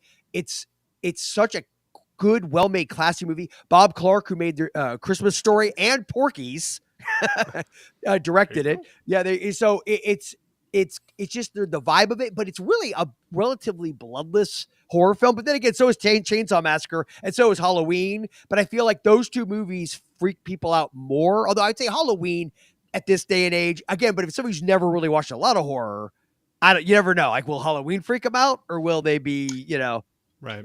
I don't know. But yeah, I would say Black Christmas. And another one that I think most people would throw into the thriller category, I do not care, always in my top 10 horror movies, is The Stepfather, starring the fantastic Terry O'Quinn. I actually love all three Stepfather movies. I am not embarrassed to say I acknowledge the third one is not that great. I don't care. But yeah, so Stepfather's another one. It's more, it's intense, but it's not necessarily like, I think, nightmare inducing. Yeah. Necessarily. Yeah. Tyson, what you got? Any that? Well, I mean, I think some of the obvious, like, we talk about gateway, as in you've got younger people. I mean, you've got Poltergeist and Monster Squad and things like that. But what I find myself recommending more now is movies to people my own age that grew up as horror fans. They've seen Poltergeist, they've seen all that stuff, they've seen all of Friday the 13th. They come to me because they're like, "Look, we feel like everything is the same, rinse, wash, repeat. like what's come out recently that you would recommend. And man, for whatever reason, I feel like anything coming out of Mexico, Argentina, it's a lot of foreign films. I mean, Joel, how many times have we talked Terrified? Terrified. Dude, Absolutely. Not Terrifier. Not Terrifier, which I love too. I'm not as big a fan, but that's fine. But you can love it. Terrified from it's Argentinian, right? Yes, dude. Terrified is good. And his the not a sequel, but the newest is Where Evil Lurks or When Evil Lurks. I think it's Where. When. I think it's When. Okay. But the point is, there's a ton of, when I was a kid, it's like, I don't watch a movie with subtitles. What are you kidding me? Oh, no, dude. Right. Oh, yeah. Yep. And then foreign to us films are freaking, some of them are. Then I feel like, the late 90s came and we got all the Asian horror and yeah, sure. Yeah, J-horror. Again, I feel like Strange a ton of Darling. stuff coming from. I'm sorry. I didn't mean to. I'm sorry, Tyson. I'm doing something you're so used to. I just saw Jim Scott. Dude, that is. Spoiler alert for my top 10 list. That was in my number 1 or number 2 spot. I don't want to give it away. Love Strange Darling. Yeah, excellent really call, Jim. So good. Yep. So good. Sorry, Tyson. But anyway, I was just gonna say, if you're looking for stuff just to break the monotony, man, don't be afraid of those. Those foreign films with subtitles. Norway, again, I love a lot of stuff coming out of Norway. Indonesia, there's some really good, if you're into kind of witchy demon type stuff, there's some really good stuff out of Indonesia that I dig. So that's kind of what I find myself recommending now is more modern foreign films as opposed to some of the classic gateway horror stuff. And I know it's probably said too much, but when you're talking about looking at international films, outside of our bubble that we usually have, the first movie I remember and getting over that hump of the, I don't want subtitles thing, where I actually stopped the movie early on because I was watching it with English dubbed. And then I was like, nope, I'm starting it over. And I did their actual language and just had the English subtitles. I know what you're going to say. Train to Busan was the one I'm going to say. Oh, okay. Was that different? Which one are you going to say? I was going to say Prey. Yeah. Oh, yeah. Somebody was just recommending that to me. Okay, so I made the mistake of watching it where it's weird because then they recorded it in English. It's not dubbed. It's their voices. Yeah, but I've not watched that version. But their regular voices sound very American, California. Yeah. And it's like, but then when you go back and rewatch it, and I think it was, what was the tribe? I'm trying to think of the was it Dakota? Was it Dakota? No, I don't think so. It wasn't Navajo. Was it Navajo? It was. No, I'm just randomly making up stuff now. It was one of the tribes, and the point is, I'm sorry, it works better, and I think it's an inflection thing. Like Godzilla -1, which is my absolute favorite movie. Great dude, movie. I love that movie. But dubbed. I tried watching a few minutes. I'm like, no. Yeah. And I watched it 3 times in the theater with subtitles. And we did the -1 color. Love that movie, and there's something about the inflection and the tone when someone's speaking in their native language. I think just doesn't come through emotion. with Train to Busan's a great example. The other one that I love is One Cut of the Dead. Oh, that movie rules. That's another one that I constantly don't tell them nothing. Don't go and call. Don't watch the trailer. Just watch it. And listen, you're going to think we're messing with you for the first 30 minutes. You're going to think, they punked me. No. I mean it. Stick with it. Yes. Don't hate us for the first 30 minutes. Just write it out and trust us. But Cut of the Dead? Yes. One my God. Cut of the Dead. Okay. One Cut of the Dead. It's and fantastic. I'm going to write, watch more than 30 minutes. Of yes. No. just put trust Joel and Tyson. Yeah. Stick with it. Well, that's awesome. I'll have to check that. That's another reason I always have a pad of paper and a pen when I do these things, because I always get so many great recommendations when I'm talking to people, because no matter how many movies you think you watch, there's just so much out there you can't watch it all. No way. Yep. Here, I'm going to jump through a couple of these. Jim was saying No One Lives is a great slasher. I've heard of it, but I haven't seen that one. Yeah, I know of it, but I haven't seen it. No One Lives. Did I just see No One Lives? I don't know. Did you? I have not seen that one. Akers was saying, host, how long is the live stream program? Thanks. I think we're going to shoot around an hour and a half tonight, so we're probably on the we're tailing off, but just keep it going. But yep, for that, or we'll kind of go. It's whenever we want to wrap it up. Mhm. I don't know. We'll see here. Action Popcast is saying Sleepaway Camp. Wow, old school. I used to talk to Darren Miller, who married Felissa Rose. Yep. And if I'm not Stars. mistaken, I think Nice. I think her husband, he was a fan. They like met at a convention, unless I'm mistaken. I feel like I've heard her in an interview say It's that. like every fanboy fantasy. Yeah, exactly. Yeah, exactly. Exactly. Yeah, right, exactly. It can happen. Yep. Holland noticed I in Norway. I have some friends from Norway, and I have a very, very good dear friend from Sweden who I podcast with, Peter. Yeah. So the gentleman I was talking about earlier that had the unique sense of humor that likes to poke at me a little bit, Gizmo, Video Man Gizmo. He's from, I believe that's who he's speaking about. Oh, from okay. Norway. So Cool. Good guy, but yeah, it's kind of funny how you have your friends, and sometimes somebody be like, "Wow, he's being really rude to you," and I'm like, "Oh no. If he wasn't acting like that to me, I'd wonder what I did wrong." You know, like we have that relationship where I don't know, it's like those buddies where you talk crap about each other a little bit and jab at each other a little bit, but it's all in fun.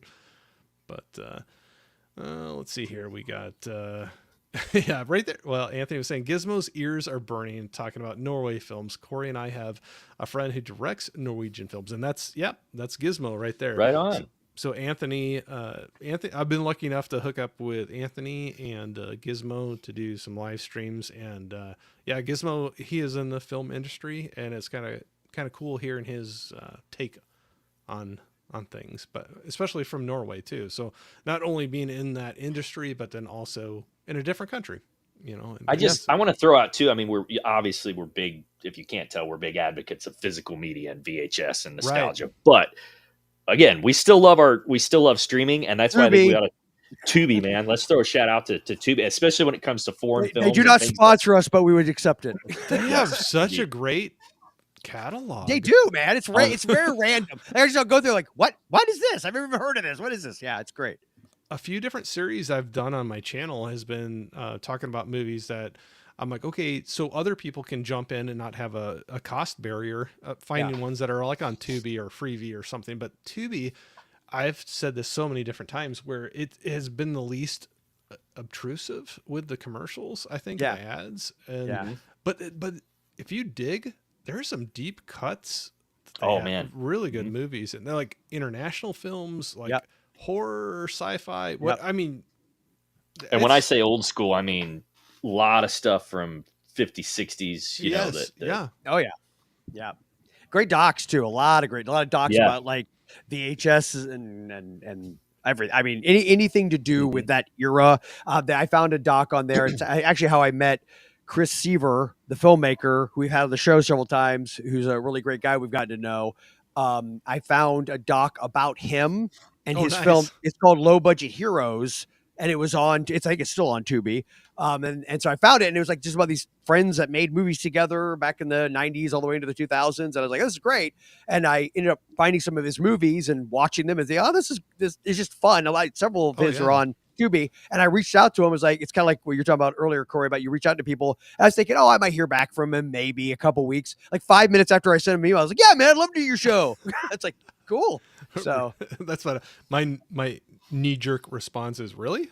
Or do you realize who texted you? Or yeah. you? Yeah. No, you probably don't. Right. Yeah. But I appreciate it. Yeah, but, sure. Action Popcast has to jump out for tonight. Right. Thank you. You're across the pond, UK. I appreciate it. Yeah, you're early morning hours by this point. Thanks. Cool. Yeah. It's always cool. Like to take that much time to sit here and listen to us jabber. I appreciate it. We have 3 Geeks podcast. Jay, what's going on? Saying Corey and company, what's up? Cool. Got Dark Room Reviews in here saying hi to Holland, and I'm sure I probably missed one earlier saying hi to everybody else. But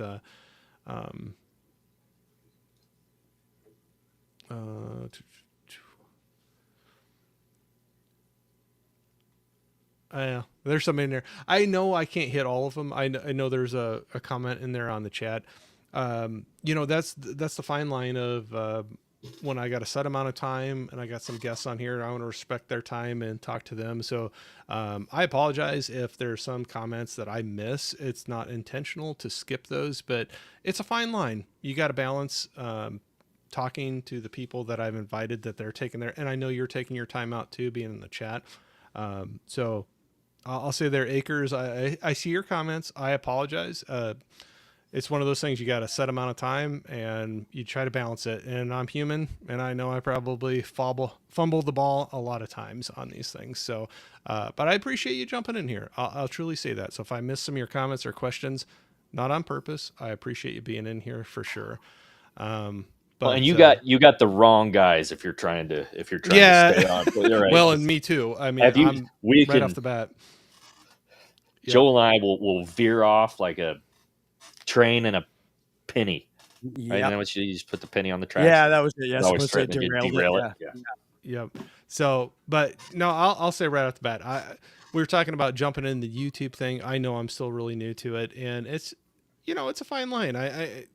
Joel and Tyson, I know you've done your live streams as well. There's that balance, Yep.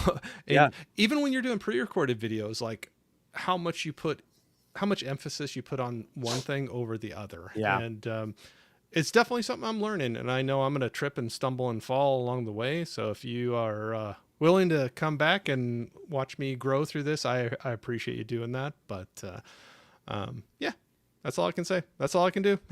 Indeed. You try your best, right? Yeah. What's a number one rule? You have fun, right? Yeah, exactly. If just it's have not fun fun anymore and starts feeling like work, then Yep. You got to try to do that. So one thing, talking about having fun, I always like to throw out some like just silly hypothetical question sometime. One thing I still remember to this day, we're talking about, I never could have Fangoria magazine, but I had a buddy that had it, and on the bus rides, we'd get to watch, or, I'd get to look at it with him. And it was one of those things. I still remember the days where we were talking about like this person versus this person or whatever. Mm-hmm. And then later, way down the road, you get Freddy versus Jason or something like that. Yep. Where you're like, oh, so you get all these like hypothetical questions you get geek out on. I'm going to twist it a little bit. Let's just say, either one of you're in a zombie apocalypse, okay? Mm-hmm. And you got to fight to survive. You can pick one horror villain that's going to be on your side to help fight for your cause, to survive that zombie apocalypse. Horror villain. Yeah. Or you can go out of that, but I was just like, that's kind of a twist. What if you had a villain? Yeah, because I was going to say, on your knee-jerk reaction would be Ash Williams.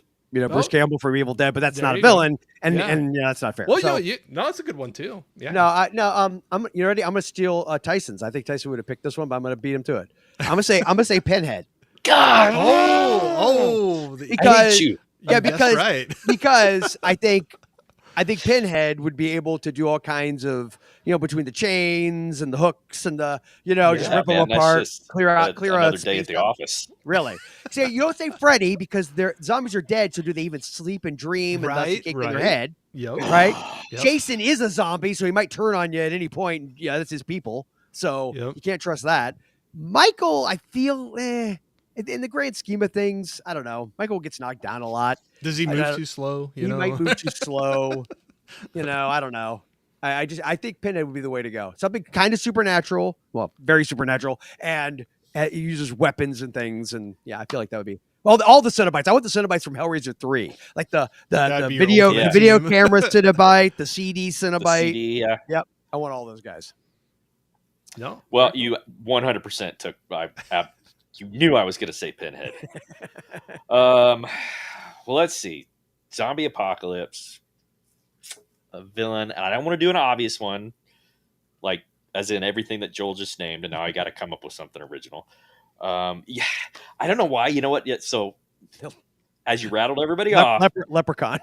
No, I want to be gold. I'm gonna go with Christine.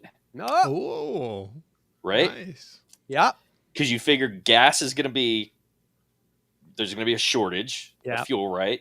Yeah. We're assuming. Can she run without gas? I'm pretty sure she can run Supernatural? without gas. Go Yeah, for it. exactly. And it's one of those things like, look, just slide behind the wheel and whatever happens, and assume that, that's not a bad one. if you have that relationship with your car, she's going to take care of you no matter what the threat is, be them Walking Dead or That's or fair not. enough. So That's a good one. That's a how pretty good weird one. is that? 1958 Plymouth Fury. That's my answer. Yeah, that's a good one. That's a good one. Wow. It's on brand too. That's a left field one. I like it though. Yeah. That's not one I was thinking of, but yeah, I was going down a lot of the same thought process that you were throwing out there too. Cause I was like, Freddie, and I thought the same thing. Like, well, are they going to have dreams? Yeah. They go to sleep. He's kind of useless if there's no dreams. Yeah. And I think Jason, and I'm like, would he move too slow? You need somebody you could sleep in the car. Action? Yeah. Right. You could sleep in the back seat of the Fury. Yeah. You know what I mean? Yeah. Yep. And she can repair herself. We know that. Herself. Yeah, exactly.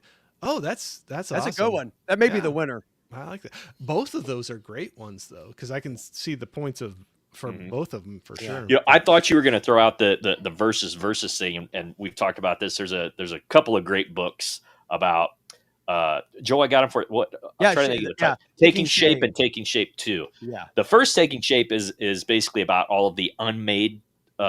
Is about all of the films. Yeah, the actual Halloween franchise films, and Taking Shape 2 is about all the unmade sequels.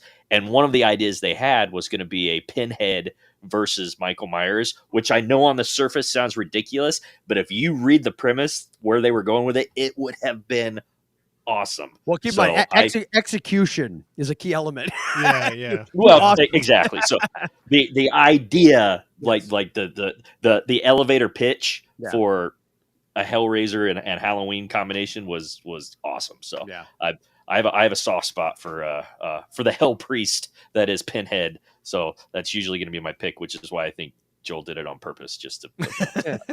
He just wanted to stick it to you one more time, right? Yeah, that's what I do. It's a love-hate relationship. So, what about you, Corey? What are you gonna go with? Who are you gonna go with? That was the thing. I was going through, like I said, going through all those things that you were saying as well, and I don't.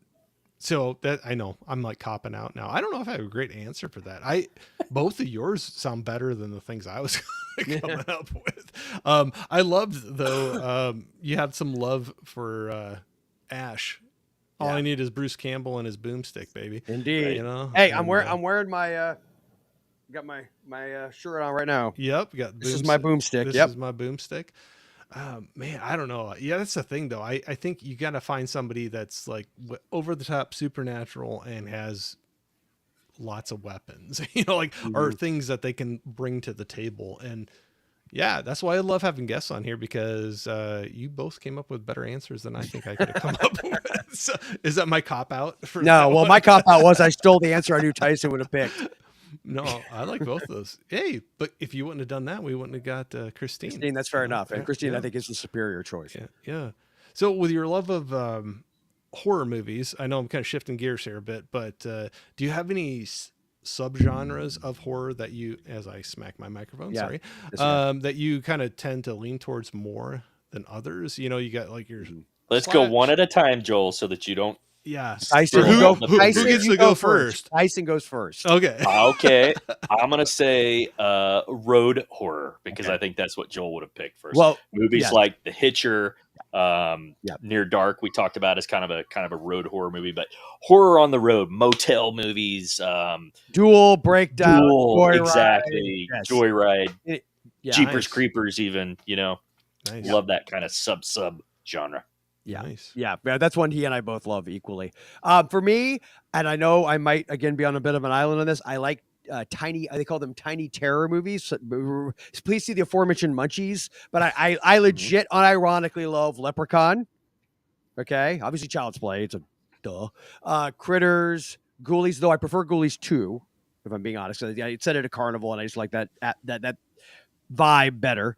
There's that any of those types of movies I enjoy. I also like, and this is usually probably considered in the thriller category, but again, for me, there's a lot of bleed over, no pun intended. And that's the Interloper movie. So that's going to be anything from like Stepfather, I think technically would be like an OG Interloper movie along with Fatal Attraction, because they came out in the same year. But then Hand the Rocks to Cradle, Unlawful Entry, Pacific Heights, any of those Single White Female. Yeah. And again, I know those are true orphans, like those are horror movies. Okay. But they're fun and they're exciting and they're suspenseful and they're thrillers. And then, if it raises your heart rate, it's a horror movie. Yes. I tend to honestly. I'm weird. It was just funny because I was gonna get in an argument with a buddy of mine because I do another show called Jay the Dead's New Horror Movies, and Jay loves to point he hates blending genres. Like he wants his horror to be pure. It has to be pure. I'm like pure uncut Colombian. Yeah, pure uncut Colombian horror. Yeah. I think I call bollocks on that. Is that the phrase bollocks? I basically see the aforementioned One Cut of the Dead. Yes. But I mean, I love it. I mean, I love early Peter Jackson movies. I love like anything. I love Splatstick. I love movies. I love some of my favorite horror films are dark, messed up movies. But if I'm being honest with you, I think I tend to like things that go a little over the top or sometimes a lot over the top. I love Dr. Giggles. I love, I love all that kind of stuff, like wacky Sleepwalkers.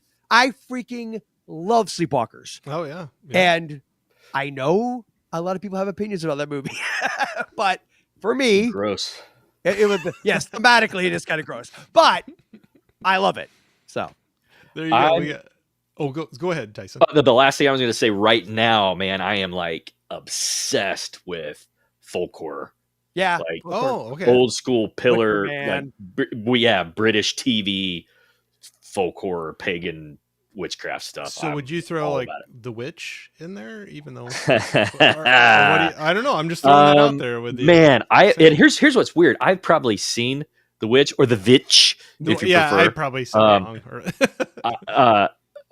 I've probably seen it 4 times, and that's because I keep going back to it, wanting to like it. You're trying to more find than something. I do. You know what I mean? You're and it's just like, something.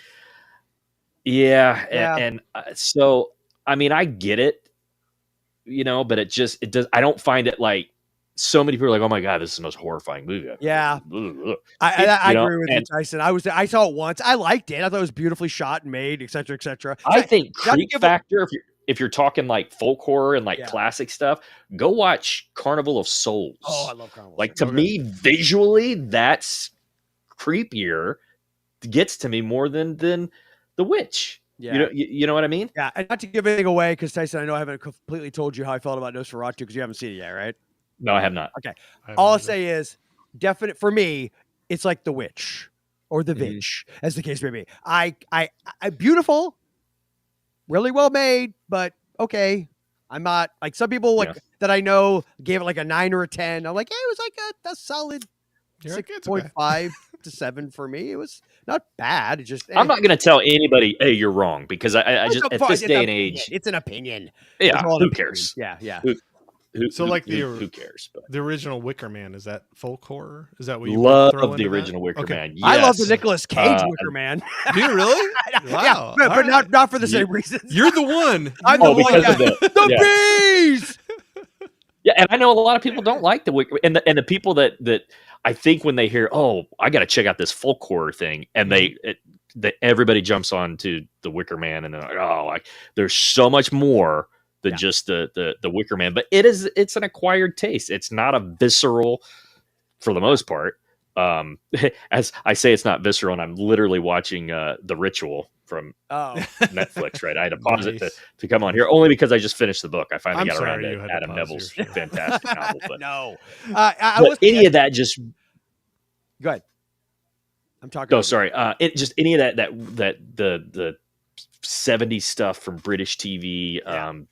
Children of the Stones and Pendus Finn and Joel, what's the documentary that you can catch on Shudder right now? All the haunts are ours. Is that the one? All the haunts be ours. Yeah, I think that's a 3-hour documentary, and it's nothing but folk horror. And you want to talk about a deep dive into the subgenre of folk horror? Yeah, I have to check that out. And I feel like adjacent to folk horror. You got to be in the mood for it. Yeah, right, but I'll have to mark that to keep it in mind. Well, and adjacent to folk horror, and also definitely an acquired taste, is analog horror, which I have gotten into over the years. I think a lot of it comes out like the creepypasta, and if you just go on YouTube and type in analog horror, believe me, you will go down a rabbit hole that maybe you'll regret. Can stay up for days just watching weird I'm stuff. the one person that I know. May I know one other person that liked Skinamarink. I don't know if you saw Skinamarink. I'm not, but I heard plenty about I it. bet you did. Skinamarink, if it's a scale of 1 to 10, you either give it a 1 to a 0 Yes. or you give it a 9 or a 10. Yeah. I don't know a whole lot of people that fell in the middle. There's not a lot of in between. No. And because I went into it completely cold, and I was at that time like kind of obsessively watching a lot of analog horror stuff, and it's very analog horror. Like that's what it is. Okay. Most analog horror is like 3 minutes long, maybe 5. Yeah. Skinamarink is like 80 or whatever minutes long of that kind of thing. So I get why most people would be like, are you kidding me with this? But for me, I really like it. No, that's great. I know this was going back a little bit, but Anthony was throwing out there. He was like, "Oh my, OMG!" They just listed off so many of my favorite horror films with the road horror stuff. Oh, I love road horror. Love it, love it, love it. Yep, I know he digs that quite a bit as well. If Joel and I ever get to make a feature, yep, that's in our top 9. There's a 9 out of 10 chance that. Well, especially, and I would not to give it away, but so Tyson is a car guy. He does love to. I'm lucky if I can get like the jumper. They're called jumper cables, right, Tyson? On the Yes, battery, correct, without blowing it up. He's the kind of guy who literally builds cars with his dad in their garage. Oh, nice. I so love that. they built a rat rod. Oh, nice. And it's so cool because it's like has this like the inner nerd in me that like wished he's been Spielberg, because like in Duel, the truck in Duel was such a character. So as soon as I saw the rat rod, I'm like, oh, we got to do something with that. It's just me. It's like made up like a 1930s pickup truck mixed with like whatever else. It's awesome. So what content can we make with that? Yeah, exactly. Hey Steve, what's going on? He said the doll haunted me for decades. Hey everyone. Yeah. We got that in there. Or that doll. Is he referring to the clown from Poltergeist that's behind me? Is that what he's referring to? That I think he said that doll, didn't he? I don't know if he's talking about that doll or maybe.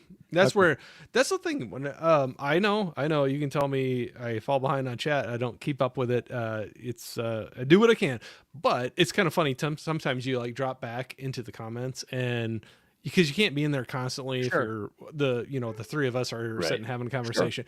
But sometimes you jump in there to read one and you're like, where were we at in our conversation? What was that comment about? You know, like, and you try to reconnect that in your memory to talk. But right here, Steve is saying the one. The Zuni fetish doll from Military. Yep. Karen Black. Yep, that's a great episode. Richard Matheson, one of my all-time favorite writers. Mm-hmm. Yeah, I love it. So I know we're knocking on the time you're wanting to kind of stay within for tonight. So I want to be respectful of that. But before we start wrapping things up, what things you got coming out? I mean, always say, throw your channel out there a little bit. I know I was saying before, I have the links to your YouTube and your Instagram in the description. And I really encourage people to go out. Doesn't cost you anything. Click on it, subscribe, hit the bell, check out some of the new stuff they have coming out. And like I said, you could find your next favorite channel coming out on YouTube. But do you have anything in the works, anything rolling out that you want to throw out there for people to watch out for? Dyson? No, Joel, you're the maestro.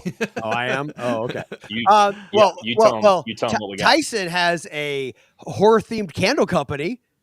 Fine. I'll talk about that, then we'll talk about the movie. Okay. So for about a year now, I've been don't ask me how this happened or how the stars aligned. I never planned for this.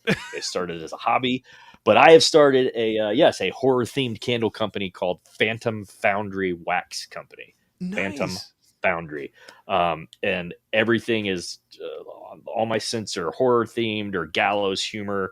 I've got a website, phantomfoundrywax.com, or you could find me on Etsy. But I do a lot of markets and horror conventions and shows and stuff. So Joel and I will both be at the next one in a couple weeks now. Tampa Bay Screams is a horror convention, obviously in Tampa. So I'll be there slinging my candles, and we've got another little project that we're going to be pimping at this particular horror convention. And now I'll throw it back to you, Joel, and you can talk about well played, sir. Gift wrapped. Yeah. So I have 3 sons. This will connect, I promise. This is some random non sequitur. I have 3 sons, and my wife and I, we used to be teachers many years ago, and then we decided to homeschool our kids. So we homeschool our sons, and I used to teach video productions at middle school level. So I was like, I think it'd be cool to do video productions with them.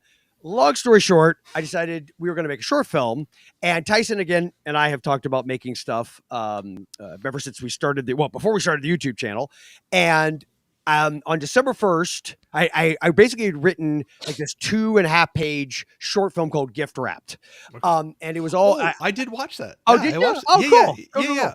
Yeah, the Christmas one. With yes, the Christmas horror themed short. Yes.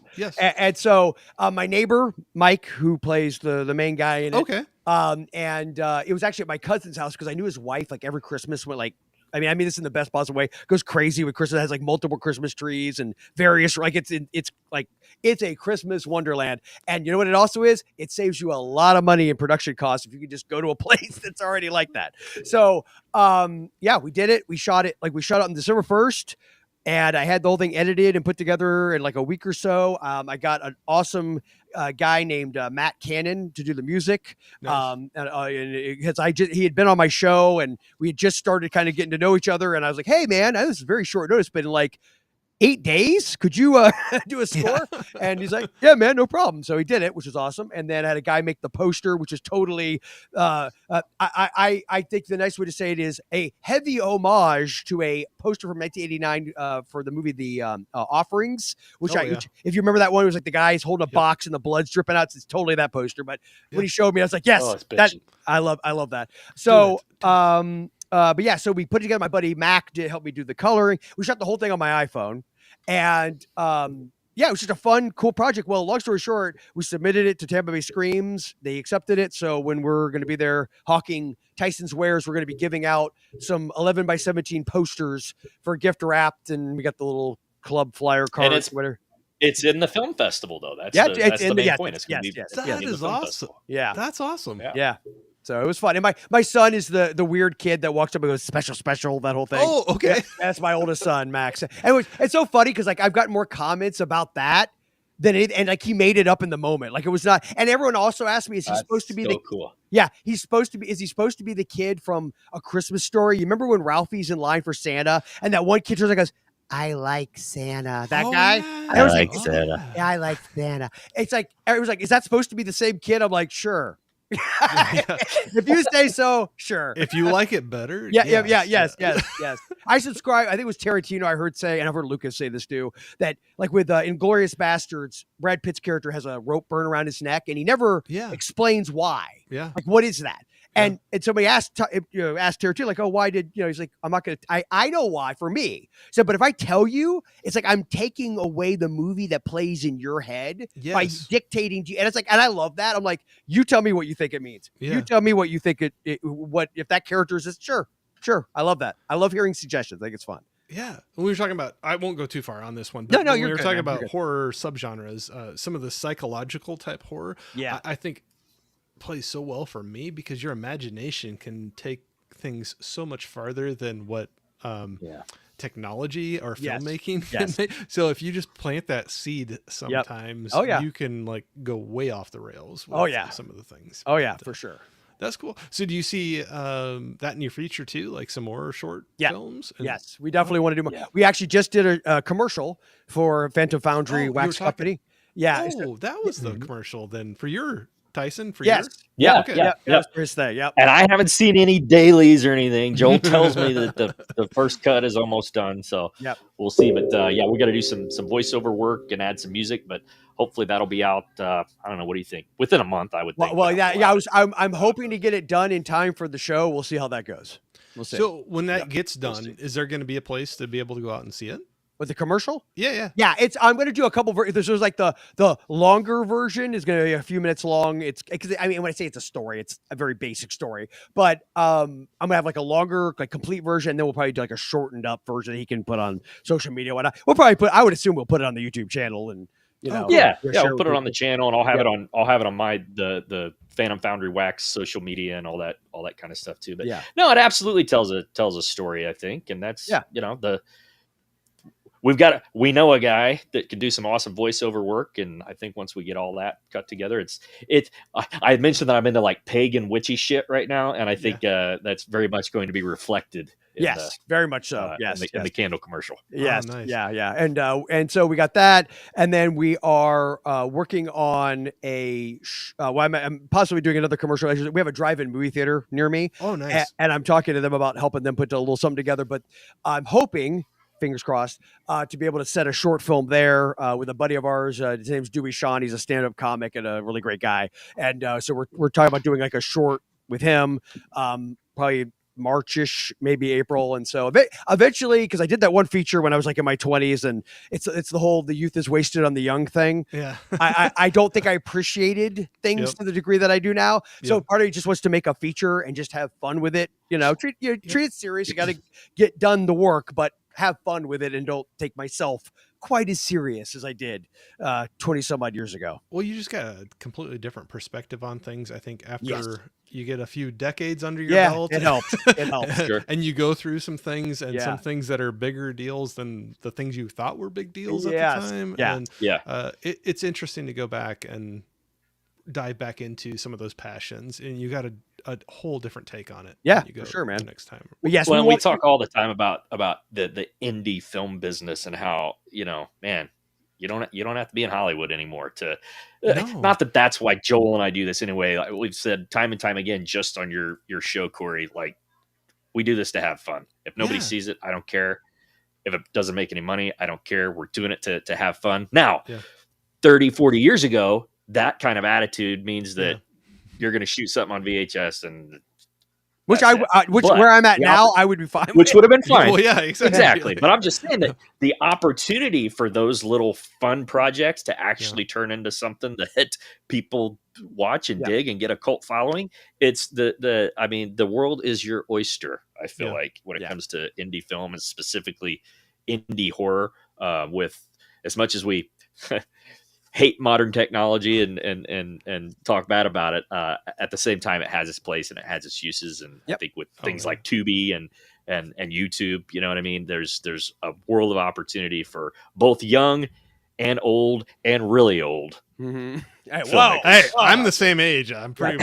I think we figured it out. I'm a few months older. I was trying to both of us, insult here. Yeah, exactly. I go the wrong way, but I think it's what a time to be alive, right? Yeah. Well, and you're talking about filming that whole short on your iPhone. How crazy is that you can get like the 4K? Like, how powerful of a camera you have in your pocket. Yeah. And so a lot of times people were saying that to me when I was trying to think about doing some YouTube stuff even, and like, oh, I don't have this or that. And they're like, you have a phone and that thing is good enough to get going on anything. 28 years later, the new Danny Boyle movie, they shot a chunk of that on an iPhone 15. I know. Bro, yeah. That's crazy. Yeah. But yeah, I think that kind of like follows his like path with the other ones, like doing a little bit less technology than what was at the time to give it a look, a feel to. Yeah, I think the first one he used it's all about the story, man. Yeah. Yep. My attitude is if I could, my goal really honestly for myself is to have fun.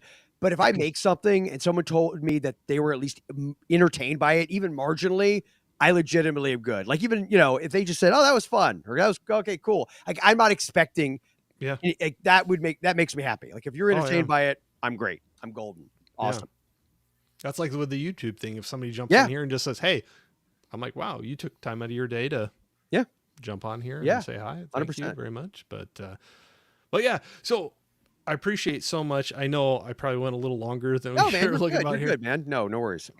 My voice hasn't given out. That was my big concern. Well, and that's what I didn't want to push it for you. So you can still have a voice tomorrow. It's overrated. The only thing I always say is like, hey, if we stick to the time we talked about and we feel like we had more to talk about, maybe that just means we can do it again sometime, Fair enough. Absolutely. And hang out and do that. I had a blast with both of you.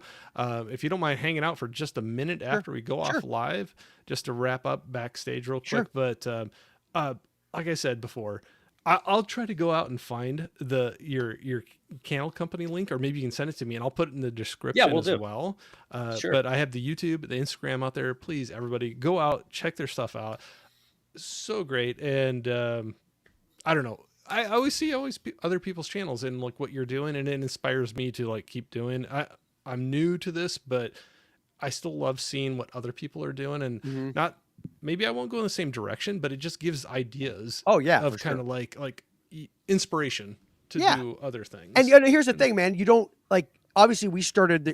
You watched our very first videos we were doing. Like, I'd see people doing like reaction videos. I think we had a few videos where reacting to other people's short films, or we the vibe of how we were doing things a little different. We've kind of settled into this. This is what we're doing right now. If we start doing more short films and things like that, I mean, I don't know where it's going to go, but that's kind of the fun. To me, is just where who knows. Like you said, keep having fun. Yeah, keep totally doing it, having fun. So totally. But so we'll wrap it up for tonight. But yeah, hang on for me for a second. But anybody that's still in here for tonight, I appreciate. Like I said, anytime this is free to come on to YouTube, but you're spending your time with us, and I always appreciate it. So whether you're here the whole time, part of it, or coming back for the replay, I appreciate it so much. That's why we do it live. I know we can't get to every comment, but we try to do I try to do as many as I can with this. But I appreciate all the time you spend. So. Thank you again, Joel, Tyson, Mom and Pop Video Shop, so much for hanging out with me. Man. We'll have to do it again sometime. But like I said, hang on. Everybody out in the chat, thank you so much. And we'll talk to you soon. Love you all. And have a safe one.